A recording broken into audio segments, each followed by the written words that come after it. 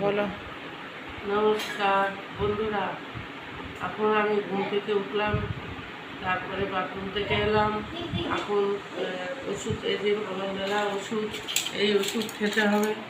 আমার তো অনেক ওষুধ খেতে হয়, ওষুধ খাবো, তারপর চা খাবো, তারপরে আমি গাছে জল দেবো, তারপরে আমি আজ বৃহস্পতিবার পুজো আছে, পুজো করবো, স্নান করবো, করে পুজো করবো, পুজো দেখাবো, তারপরে পুজো করে দেখাবো, আরও অনেক কথা, অনেক গল্প তোমাদের শুনবো। সো ফ্রেন্ডস, ভয়েসটা আমিই দিচ্ছি, মা বললো আমাকে দিয়ে দিতে। যাই হোক, দেখতেই পারছো এখানে মা গাছে জল দিচ্ছে। গাছগুলো আরও অনেক রকম গাছ ছিল, নাম বলতে পারবো না। তুলসী গাছও ছিল তার ভিতরে, কিন্তু সব মরে গিয়েছে, অনেক দিন আমরা ছিলাম না তাই জন্য। আর এখন যে কটা আছে ওই কটাতে মা জল দিল। আর এদিকে হচ্ছে যেহেতু বৃহস্পতিবার, আমি ফুল এনেছিলাম, মা এই ফুলগুলো এখন ধোয়ার পর স্নান করতে চলে গিয়েছে। আর তারপরে পুজো হয়ে গিয়েছে, তোমাদেরকে দেখাবো ভুলেই গিয়েছি। পরে মনে হলো যে না একটুখানি পুজোটা হয়ে গিয়েছে, ওটাই একটু তোমাদেরকে দেখিয়ে দিই। আর এদিকে মা পুজো টুজো করে এখানে চলে এসেছে এখন রান্না করতে। এর ভিতরে ঘি আর সাদা তেল মিশিয়ে দিয়েছে, ঘির ভাগটা বেশি। তেজপাতা, তারপরে গোলমরিচ, দারচিনি, এলাচ, এগুলো দিয়ে এখন পোলাওটা বসাবে। গরম করছে তেলটা, ঠিক আছে। আর এদিকে আছে, গ্যাসের পাশে আছে চাল, গোবিন্দভোগ চাল, বাসমতি পোলাও। বুঝতেই পারছো সবারই ভাল লাগে এটা খেতে। আজকে ওটাই রান্না করবে মা, যেহেতু বৃহস্পতিবার আজকে নিরামিষ তো তাই জন্য। তো যাই হোক, তাহলে এটা বসিয়ে দেবে।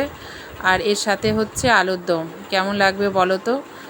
একদম ভোগের মতন মনে হচ্ছে, মানে ওই দুর্গাপুজোর ভোগের দিনটা মনে পড়ছে, যে আলুর দম আর মানে পোলাওটা হলে একদম জমে যায়, সেটাই মনে হচ্ছে। আর এদিকে হচ্ছে আলু সেদ্ধ করে কেবল নামানো হলো, এটা প্রেসারে সিটি মারা হয়েছে। আর এদিকে দেখো গরম গরম আলুর দম হয়ে গিয়েছে, দেখতেই পারছো। আলু তো আগে থেকে প্রেসারে সিটি মেরে নিয়েছিল, এখন আরেকটু হলেই হয়ে যায়।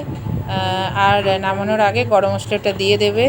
আজকে একদম জমিয়ে, মানে পোলাও আর আলুর দম, বুঝতেই পারছো। বৃহস্পতিবার নিরামিষ তো আমাদের হয় বৃহস্পতিবারের দিন। আর এই দেখো এখানে পোলাও হয়ে গিয়েছে।